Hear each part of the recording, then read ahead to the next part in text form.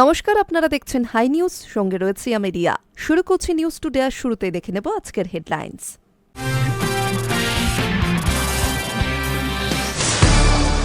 শুরু হল ৪৯তম আন্তর্জাতিক কলকাতা বইমেলা। মেলার উদ্বোধন করলেন মুখ্যমন্ত্রী। এআই এর দাপটে কি বইয়ের প্রতি ঝোঁক কিছুটা কমে যাচ্ছে? মেলা থেকে জনতার উদ্দেশ্যে প্রশ্ন মুখ্যমন্ত্রীর। ফের বঙ্গ সফরে আসছেন অমিত শাহ। আগামী ৩০ জানুয়ারি কলকাতায় পা রাখার কথা তার। তবে এবারে জনসভা বা প্রকাশ্য রাজনৈতিক কর্মসূচি না, পুরো সফরটাই হবে সাংগঠনিক। ৪ আধিকারিকের বিরুদ্ধে এফআইআর নিয়ে ৭২ ঘন্টার ডেডলাইন। মুখ্য সচিবকে চিঠি কমিশনারের। সমস্ত তথ্য ২৪ জানুয়ারি বিকেল ৫টার মধ্যে জমা দিতে হবে, তারপরই সিদ্ধান্ত। সুপ্রিম নির্দেশ মেনে শনিতে তথ্যে অসঙ্গতি তালিকা প্রকাশ করবে কমিশন, সঙ্গে আনম্যাপডও। একাদশ দ্বাদশের মেধা তালিকায় উল্লেখযোগ্য চাকরিহারাদের উপস্থিতি। ভোটের আগেই নিয়োগের চেষ্টায় রাজ্য। চলন্ত ট্রেনে পাথর ছোড়ার ঘটনায় রাশ টানতে পদক্ষেপ। পাথর নিক্ষেপকারীদের চিহ্নিত করতে প্রযুক্তির আশ্রয় নিয়ে কঠোর আইনত ব্যবস্থা। খড়গপুর ডিভিশনে শুরু সোলার ক্যামেরা লাগানো।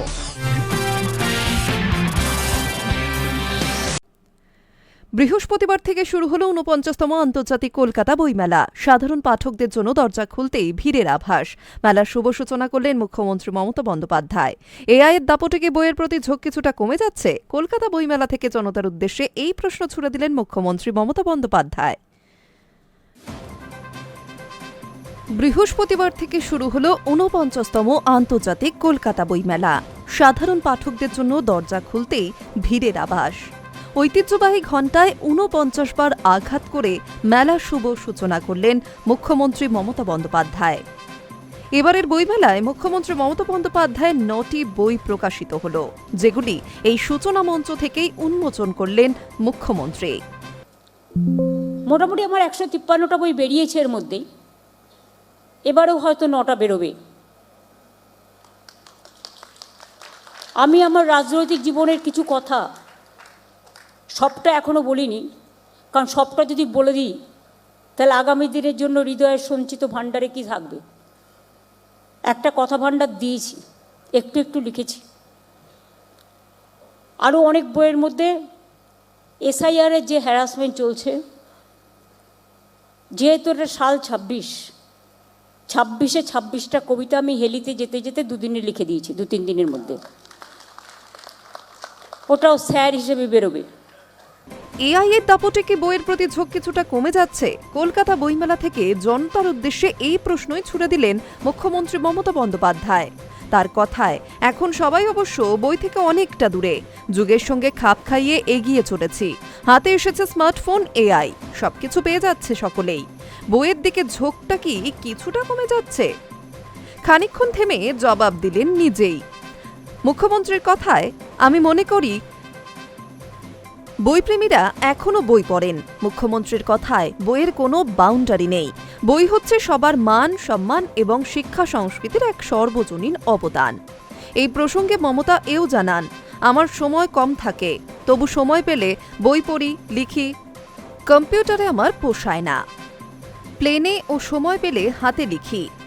হাতে লেখার মধ্যে যে স্বাচ্ছন্দ্য, তা অন্য কিছুতেই হয় না। কলকাতা আন্তর্জাতিক বইমেলার এবারের থিম আর্জেন্টিনা। সাধারণ পাঠকদের জন্য দরজা খুলতেই ভিড়ের আভাস লক্ষ্য করা গেল। আর সেখানেই এই কথাগুলি তুলে ধরলেন মুখ্যমন্ত্রী মমতা বন্দ্যোপাধ্যায়। সেখানে রাজ্যের বইপ্রেমীদের হয়ে বিশেষ দাবি তুলে ধরলেন পাবলিশার্স অ্যান্ড বুকসেলার্স গিল্ডের সাধারণ সম্পাদক ত্রিদীপ কুমার চট্টোপাধ্যায়। রাজ্যে স্থায়ী বই অঙ্গন বা বইতীর্থ গড়ার আবেদন জানান তিনি। সূচনা ভাষণে ত্রিদীপবাবু বলেন, মুখ্যমন্ত্রী নিত্য নতুন ভাবনার জন্য কৃতজ্ঞ প্রকাশক পাঠক মহল। তার আর্জি, বইপ্রেমীদের জন্য রাজ্যে যদি একটি বই অঙ্গন বা বইতীর্থ গড়ে তোলা হয়, তাহলে বাংলা আরও সমৃদ্ধ হবে। ২০২৭ সালে বইমেলার সুবর্ণ জয়ন্তী, তার আগে প্রাক সুবর্ণ জয়ন্তী বর্ষে এই দাবি ঘিরে বাড়তি আবেগও স্পষ্ট হল। বইমেলার উদ্বোধন অনুষ্ঠানে আর্জেন্টিনার অ্যাম্বাসেডর মারিয়ানো কৌসিনো, সাহিত্যিক স্বপ্নময় চক্রবর্তী, শুভা প্রসন্ন এবং রাজ্যের একাধিক মন্ত্রী ও বিশিষ্টজনেরা উপস্থিত ছিলেন। Hi News Network. একাদশ দ্বাদশের মেধা তালিকায় উল্লেখযোগ্য চাকরিহারাদের উপস্থিতি। ভোটের আগেই নিয়োগের চেষ্টায় রাজ্য। গত বছর 14 সেপ্টেম্বর 12,445 শূন্য পদে একাদশ দ্বাদশের শিক্ষক নিয়োগের জন্য পরীক্ষার আয়োজন করেছিল স্কুল সার্ভিস কমিশন। পরীক্ষায় বসেন 2,29,606 জন। রেজাল্ট বার হয় গত 7 নভেম্বর।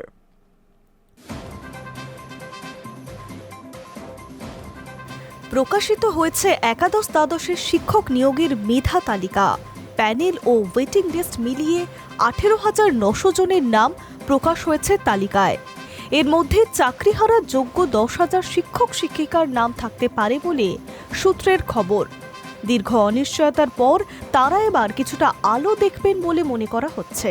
পরীক্ষায় কারা উত্তীর্ণ হয়ে অনুমোদনপত্র পাবেন, কারা অপেক্ষার তালিকায় থাকবেন এবং কারা বাদ পড়েছেন তাও জানানো হয়েছে তালিকায়। গত বছর 14 সেপ্টেম্বর 12,445 শূন্য পদে একাদশ দ্বাদশ শিক্ষক নিয়োগের জন্য পরীক্ষার আয়োজন করেছিল স্কুল সার্ভিস কমিশন। পরীক্ষায় বসেন 2,29,606 জন। রেজাল্ট বের হয় গত 7 নভেম্বর। একাদশ দ্বাদশ শিক্ষক নিয়োগ সংক্রান্ত মেধা তালিকা প্রকাশের জন্য 21 জানুয়ারি ছিল স্কুল সার্ভিস কমিশনের নির্ধারিত ডেডলাইন। বুধবার রাতে এসএসসির ওয়েবসাইটে মেধা তালিকা প্রকাশের কথা জানান এসএসসির চেয়ারম্যান সিদ্ধার্থ মজুমদার। 23 ও 26 জানুয়ারির ছুটি মিলবে সম্ভবত 27 জানুয়ারি থেকেই। মেধা তালিকায় থাকা প্রার্থীদের কাউন্সেলিংয়ে ডাকা হবে বলে খবর। সেখানেই স্কুল বাছাই পর্ব মেটার পরেই নির্বাচিতরা নিয়োগ পেয়ে যাবেন। মেধা তালিকা ঘিরে বিশেষভাবে নজর রয়েছে চাকরিহারা যোগ্য শিক্ষক শিক্ষিকাদের মধ্যে। এই নিয়ে দীর্ঘ আইনি লড়াই হয়, তবে মোট কতজন যোগ্য চাকরিহারার নাম মেধা তালিকায় রয়েছে তা বিশ্লেষণ না করে বলা সম্ভব নয় বলে জানান শিক্ষানুরাগী ঐক্য মঞ্চের সাধারণ সম্পাদক কিঙ্কর অধিকারী। সুপ্রিম কোর্ট আগস্ট 2026 পর্যন্ত সময় বৃদ্ধি করলেও বিধানসভা ভোটের আগেই শিক্ষক নিয়োগ প্রক্রিয়া সম্পূর্ণ করে ফেলতে চায় সরকার। High News network.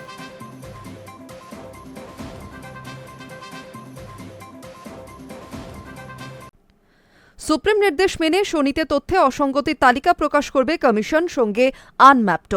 গ্রাম পঞ্চায়েত ভবন, ব্লক অফিস, তালুক ও ওয়ার্ড অফিস সহ বিভিন্ন জায়গায় এই তালিকা শনিবারের মধ্যে টাঙিয়ে দেওয়া হবে। সুপ্রিম কোর্টের নির্দেশই শিরোধার্য। তা মেনে এসআইআরের শুনানি চলাকালীন তথ্যগত অসঙ্গতির বা লজিক্যাল ডিসক্রিপেন্সির তালিকার পাশাপাশি আনম্যাপড ভোটারদের তালিকা প্রকাশ করতে চলেছে নির্বাচন কমিশন। গ্রাম পঞ্চায়েত ভবন, ব্লক অফিস, তালুক ও ওয়ার্ড অফিস সহ বিভিন্ন জায়গায় এই তালিকা শনিবারের মধ্যে টাঙিয়ে দেওয়া হবে। বাংলায় তথ্যগত অসঙ্গতির তালিকায় 94,49,132 জন ভোটারের নাম আছে। আনম্যাপড ভোটারের সংখ্যা 31,28,426। লজিক্যাল ডিসক্রিপেন্সির তালিকার পাশাপাশি আনম্যাপড ভোটারদের তালিকা প্রকাশ করতে চলেছে নির্বাচন কমিশন। গ্রাম পঞ্চায়েত ভবন, ব্লক অফিস, তালুক ও ওয়ার্ড অফিস সহ বিভিন্ন জায়গায় এই তালিকা শনিবারের মধ্যেই টাঙিয়ে দেওয়া হবে। রবিবার থেকে তথ্যগত অসঙ্গতির তালিকায় নাম থাকা ভোটাররা কোনো প্রতিনিধির মাধ্যমে বা নিজেরা সংশ্লিষ্ট কার্যালয়ে গিয়ে নথি জমা দিতে পারবেন। শুনানির সময় মাধ্যমিক পাশের সার্টিফিকেট ছাড়াও মাধ্যমিকের অ্যাডমিট কার্ড গ্রহণ করা হবে। বুধবার রাতে এই ব্যাপারে বিজ্ঞপ্তি জারি করে দেয় নির্বাচন কমিশন। 10 দিন সময় পাওয়া যাবে নথি জমা দেওয়ার। ফলে শুনানি শেষ করে চূড়ান্ত ভোটার তালিকা প্রকাশ করতে 20 ফেব্রুয়ারি হয়ে যাবে বলে মনে করছে রাজ্যের মুখ্য নির্বাচনী আধিকারিকের দপ্তর। এদিকে রাজ্যে ভোটার তালিকায় অবৈধভাবে নাম তোলা সহ একাধিক অনিয়মের অভিযোগে 4 আধিকারিক এবং 1 কর্মীর বিরুদ্ধে জেলা নির্বাচনী আধিকারিক তথা ডিইওকে এফআইআর করার জন্য নির্দেশ দিয়েছিল নির্বাচন কমিশন। সেই প্রেক্ষিতে এর আগে নবান্ন কমিশনকে রিপোর্ট পাঠিয়ে বলেছিল আপাতত তারা 4 জন অফিসারকে সাসপেন্ড করছে, তাদের বিরুদ্ধে বিভাগীয় তদন্ত করা হবে। এফআইআর যদি করতেই হয় তার জন্য আরেকটু সময় দেওয়া হোক। তবে দেখা গেল এই আর্জির পরই ফের কড়া চিঠি পাঠালো নির্বাচন কমিশন। তাদের বিরুদ্ধে কী পদক্ষেপ করা হয়েছে তা জানতে চেয়ে মুখ্য সচিবকে চিঠি দেয় কমিশন। High News Network.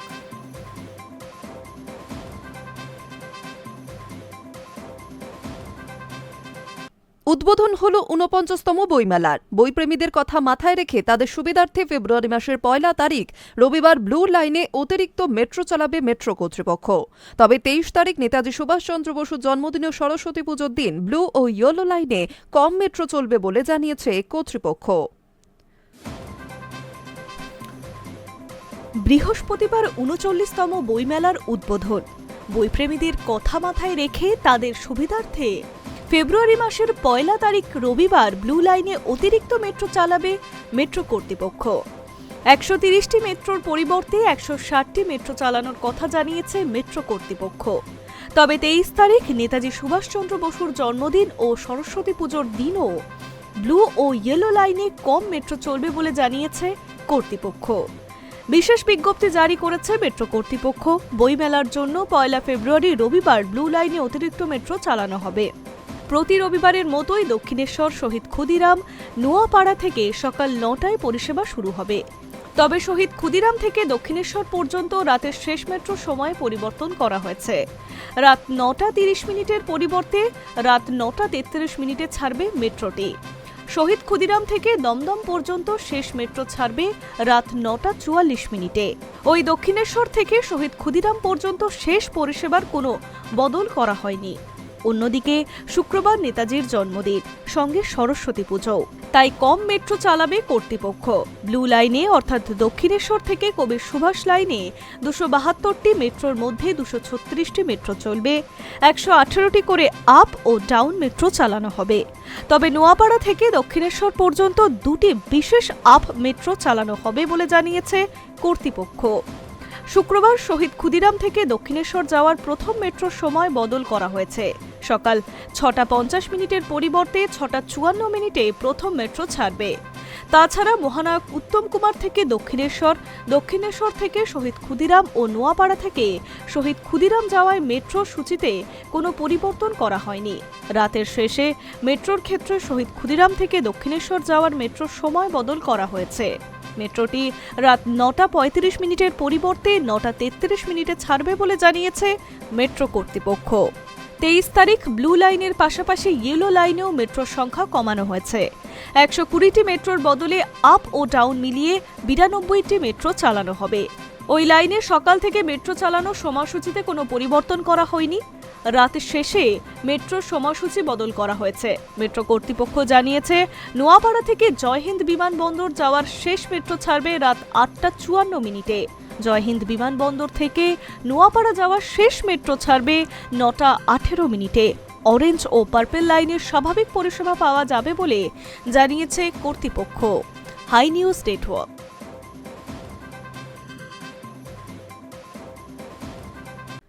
ফের বঙ্গ সফরে আসছেন কেন্দ্রীয় স্বরাষ্ট্রমন্ত্রী অমিত শাহ। আগামী ৩০শে জানুয়ারি কলকাতায় পা রাখার কথা তার। বিজেপি সূত্রে খবর, তবে এবারে জনসভা বা প্রকাশ্য রাজনৈতিক কর্মসূচি না, পুরো সফরটাই হবে সাংগঠনিক। মূল লক্ষ্য ২০২৬ সালের পশ্চিমবঙ্গ বিধানসভা নির্বাচনকে সামনে রেখে দলের রণকৌশল চূড়ান্ত করা।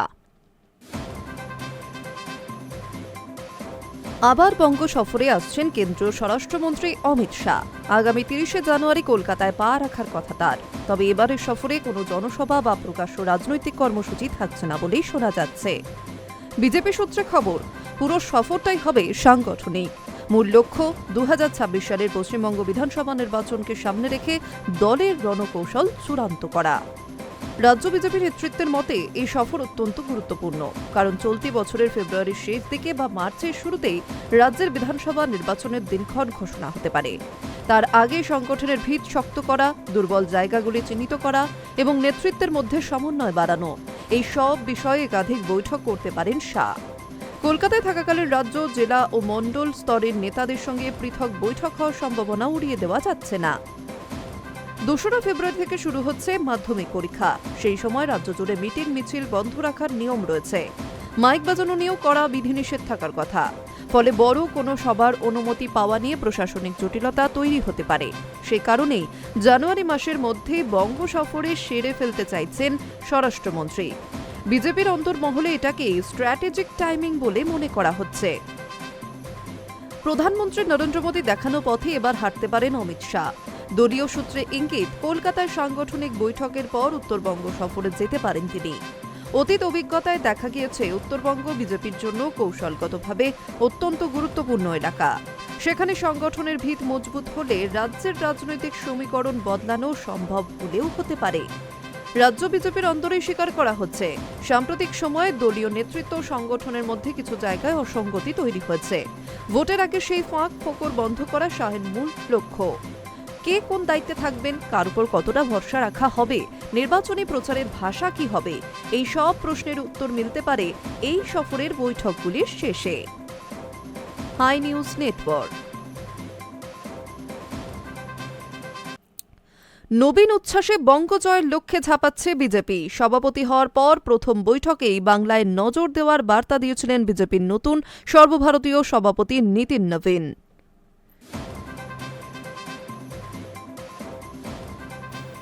নবীন উচ্ছ্বাসে বঙ্গজয়ের লক্ষ্যে ঝাঁপাচ্ছে বিজেপি। সভাপতি হওয়ার পর প্রথম বৈঠকেই বাংলায় নজর দেওয়ার বার্তা দিয়েছিলেন বিজেপির নতুন সর্বভারতীয় সভাপতি নীতিন নবীন। এবার তিনি নিজেই মাঠে নামার সিদ্ধান্ত নিলেন। নবীন আগামী ২৭ ও ২৮ জানুয়ারি দুদিনের সফরে পশ্চিমবঙ্গে আসছেন। দলীয় সূত্রে খবর, এই সফরে একাধিক সাংগঠনিক বৈঠকের পাশাপাশি বর্ধমানে একটি বড় জনসভা করবেন তিনি। বিধানসভা নির্বাচনকে সামনে রেখে রাজ্য বিজেপির সংগঠনকে আরও শক্তিশালী করাই এই সফরের মূল উদ্দেশ্য। সূত্র অনুযায়ী নীতিন নবীন রাজ্য, জেলা ও মণ্ডল স্তরের নেতাদের সঙ্গে পৃথক বৈঠক করবেন। এই বৈঠকগুলিতে নির্বাচনী রণকৌশল, কর্মী সক্রিয়তা বৃদ্ধি এবং বুথ স্তরে সংগঠন মজবুত করার বিষয়ে দিক নির্দেশ দেবেন বিজেপির সভাপতি। পাশাপাশি কেন্দ্রীয় নেতৃত্বে রাজনৈতিক বার্তা তৃণমূল স্তরের কর্মীদের কাছে পৌঁছে দেওয়ার উপর জোর দেওয়া হবে। বর্ধমানের জনসভা থেকে রাজ্য সরকারের বিরুদ্ধে তীব্র আক্রমণ শানানোর পাশাপাশি বিজেপির ভবিষ্যৎ রাজনৈতিক দিশা ও উন্নয়নমূলক এজেন্ডা তুলে ধরবেন নীতিন।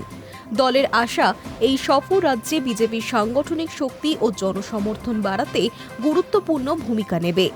আসলে দলের কার্যকরী সভাপতি হওয়ার পর থেকেই নীতিন বাংলাকে পাখির চোখ করছেন।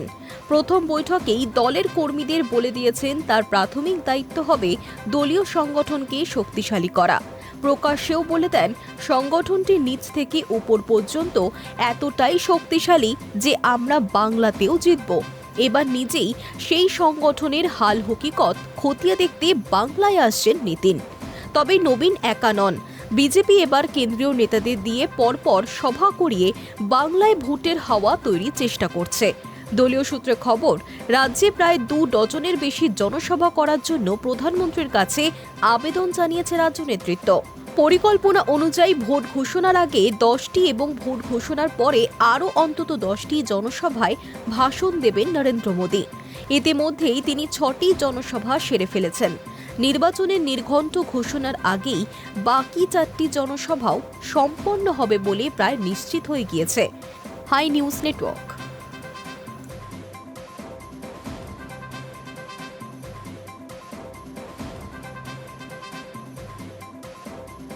এবার রাজ্যের মুখ্য নির্বাচনী আধিকারিক মনোজ আগরওয়ালের কাছে চিঠি গেল বাস মালিক সংগঠনের। ভোটের জন্য যে বাস ব্যবহার করা হবে তার ভাড়া যেন বৃদ্ধি করা হয়, সেই আবেদন করেই চিঠি দিয়েছে অল বেঙ্গল বাস মিনিবাস সমন্বয় সমিতি। এবার রাজ্যের মুখ্য নির্বাচনী আধিকারিক মনোজ আগরওয়ালের কাছে চিঠি গেল বাস মালিক সংগঠনের। ভোটের জন্য যে বাস ব্যবহার করা হবে তার ভাড়া যেন বৃদ্ধি করা হয়, সেই আবেদন করেই চিঠি দিয়েছে অল বেঙ্গল বাস মিনিবাস সমন্বয় সমিতি। তাদের দাবি, ওড়িশায় নির্বাচনী কাজের জন্য যে বাস ব্যবহার করা হয়েছিল সেই সময় ভাড়া অনেক বেশি, অথচ বাংলায় সেই ভাড়া অনেক কম। তাই ভাড়া বাড়ানোর দাবি জানিয়ে চিঠি দিয়েছেন তারা। তবে এই চিঠি প্রথম নয়, এর আগেও অর্থাৎ ২০২৫ সালের ১৩ই অগস্ট বাস মালিক সংগঠন চিঠি দিয়েছিল নির্বাচন কমিশনকে। এরপর ২৬-এর ভোটের আগে ফের একবার চিঠি দিল তারা। সেখানে তাদের বক্তব্য, ওড়িশায় নির্বাচনী কাজের সঙ্গে ব্যবহৃত ভাড়া অনেক বেশি, অথচ বাংলায় তারা কম ভাড়া পেয়ে থাকেন। কত টাকা চেয়েছেন বাস মালিকরা? 40 বা তার বেশি আসন সংখ্যা সহ বাসের জন্য প্রতিদিন ৪,৫০০ টাকা, 30 বা তার থেকেও বেশি 40টি আসন সংখ্যক বাসের জন্য প্রতিদিন ৪,০০০ টাকা, 30 জন পর্যন্ত আসন ধারণ ক্ষমতা সম্পন্ন বাসের জন্য প্রতিদিন 3,500 টাকা, এসি বাস ভাড়া প্রতিদিন 5,500 টাকা। এছাড়াও কর্মীদের জন্য খাবার মাথাপিছু 500 টাকা। Hi News Network.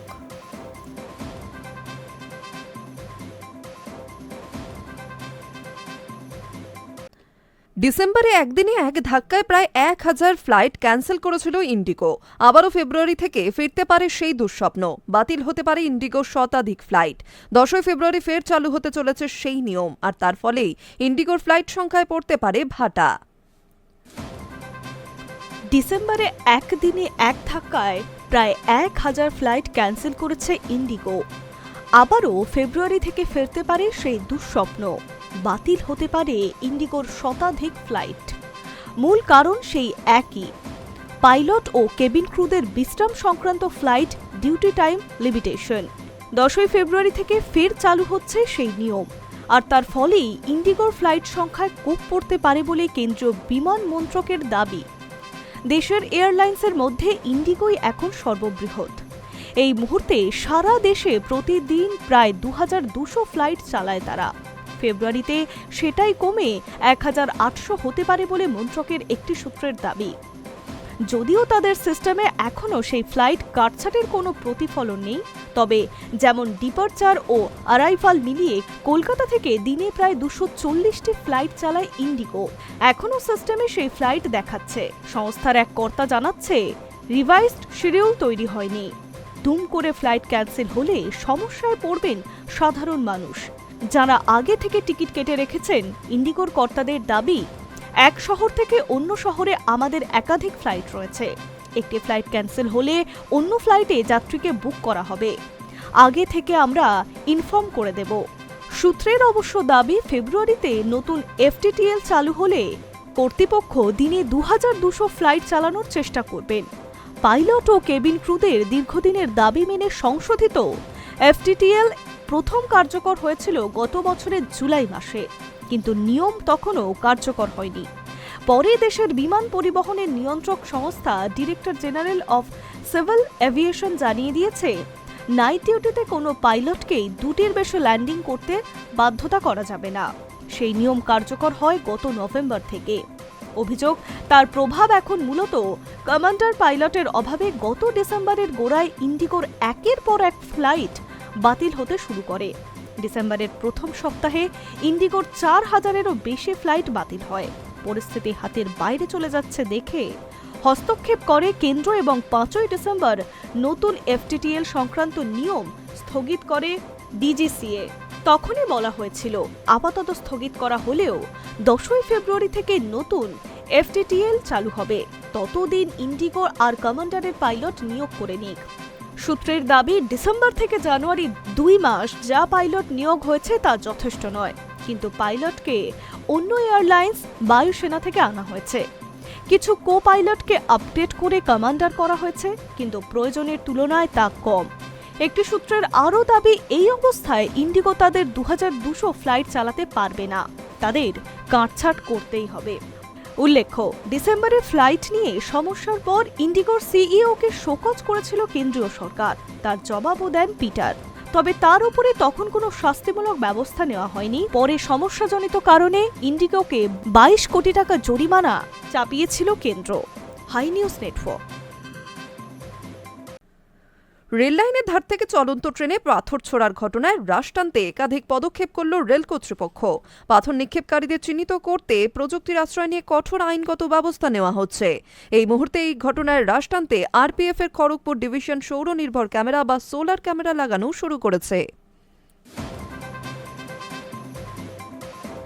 রেললাইনের ধার থেকে চলন্ত ট্রেনে পাথর ছোড়ার ঘটনায় রাশ টানতে একাধিক পদক্ষেপ করল রেল কর্তৃপক্ষ। পাথর নিক্ষেপকারীদের চিহ্নিত করতে একদিকে প্রযুক্তির আশ্রয় নিয়ে কঠোর আইনগত ব্যবস্থা নেওয়া হচ্ছে, অপরদিকে রেলের অপারেশন জন জাগরুকতা কর্মসূচিতে সচেতনতা বৃদ্ধির কাজ চলছে। আর এই দুই পদক্ষেপের জেরে চলন্ত ট্রেনে পাথর নিক্ষেপের ঘটনা অনেকটাই কমানো গিয়েছে বলে আরপিএফ এর দাবি।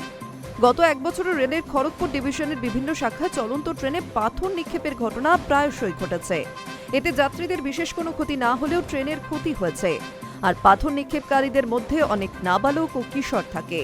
যাদের ধরা হলেও আদালতে তাদের অভিভাবকদের পেশ করা হয়, আর আদালতে সেই সব অভিভাবকদের মুচলেকা নিয়ে ছাড়াও হয়, যেখানে উল্লেখ করা হয়েছে যে ভবিষ্যতে এই ধরনের ঘটনা আর ঘটাবে না তাদের সন্তানেরা। যদিও ঘটায় তাহলে তার জন্য অভিভাবকরা নিজেরা দায়ী থাকবেন। রেলের খড়গপুর ডিভিশনের আরপিএফ সূত্রে জানা গিয়েছে, গত বছর চলন্ত ট্রেনে পাথর নিক্ষেপের ঘটনায় 26টি মামলা দায়ের করা হয়েছে, আর গ্রেফতার করা হয়েছে মোট 32 জনকে, যার মধ্যে নাবালকের সংখ্যা বেশ উল্লেখযোগ্য। আরপিএফ এর খড়গপুর ডিভিশনের সিনিয়র সিকিউরিটি কমিশনার প্রকাশ কুমার পান্ডা বললেন, বাচ্চারা সাধারণভাবে না বুঝে খেলার ছলে এই ধরনের ঘটনা ঘটায়, কিন্তু পরে ঘটনা তদন্ত করে আমরা তাদের চিহ্নিত করতে পারি, তাদের তো ধরা হয়। তাদের সঙ্গে অভিভাবকদের আদালতে হাজির করিয়ে এই ধরনের ঘটনা ভবিষ্যতে আর সন্তানেরা ঘটাবে না এরকম একটি মুচলেখা লিখিয়ে মুক্তিও দেওয়া হয়। পাশাপাশি এই ধরনের ঘটনা যেখানে ঘটে সেখানে রেলের কর্মীরা গ্রামে গিয়ে চিহ্নিত হওয়া পাথর নিক্ষেপকারীদের বাড়িতে পৌঁছে সচেতন করেন অপারেশন জনজাগরুকতা কর্মসূচিতে। তবে এই মুহূর্তে চলন্ত ট্রেনে পাথর নিক্ষেপের ঘটনায় রাশ টানতে আরপিএফ এর খড়গপুর ডিভিশন সৌর নির্ভর ক্যামেরা বা সোলার ক্যামেরা লাগানো শুরু করেছে। গত 2 মাসে গোটা খড়গপুর ডিভিশনের বিভিন্ন শাখায় এখনো পর্যন্ত 10টি সোলার ক্যামেরা লাগিয়েছে আরপিএফ এর খড়গপুর ডিভিশন। মূলত যেসব এলাকায় এই পাথর নিক্ষেপের ঘটনা ঘটেছে সেই সব এলাকাতে অগ্রাধিকারের ভিত্তিতে সোলার ক্যামেরা বসানো হয়েছে। এতে সাফল্য পাওয়া গেলে ভবিষ্যতে আরও এই ধরনের সোলার ক্যামেরা বসানো হবে। জানা গিয়েছে, এই 10টি সোলার ক্যামেরা বসানো হয়েছে খড়গপুর হাওড়া রেল শাখার টিকিয়াপাড়া উলুবেড়িয়া বাগনান স্টেশনের মধ্যবর্তী এলাকায়, লাগানো হয়েছে খড়গপুর রিয়ার্ডে। এছাড়া এই ক্যামেরা লাগানো হচ্ছে খড়গপুর টাটানগর রেল শাখার ঘাটশিলা গালুডি স্টেশনের মাঝেও, আর লাগানো হচ্ছে ওড়িশার বালেশ্বর স্টেশনের আগে। আরপিএফ এর খড়গপুর ডিভিশনের সিনিয়র সিকিউরিটি কমিশনার প্রকাশ কুমার পান্ডা আরও জানান, আপাতত 10টি সোলার ক্যামেরা লাগানো হয়েছে, তাতে সাফল্য অনেকটাই পাওয়া গিয়েছে। এইসব এলাকায় এখন চলন্ত ট্রেনে পাথর নিক্ষেপের ঘটনা কার্যত বন্ধ হয়ে গিয়েছে। আমরা এখন এই পদক্ষেপের সাফল্যের দিকে তাকিয়ে রয়েছি। সাফল্য আরও পেলে ভবিষ্যতে আরও কিছু এলাকায় এই ক্যামেরা লাগানোর কর্মসূচি শুরু করা হবে। Hi News network.